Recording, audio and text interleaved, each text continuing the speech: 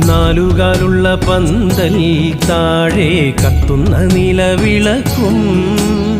പീഠത്തിൽ കുറുവടിയും ചേലിൽ പൊന്നുടയാടകളും പൊന്നുണ്ണിമായ വരാൻ നോമ്പുമായി കോമരം കുളിക്കുറിയായി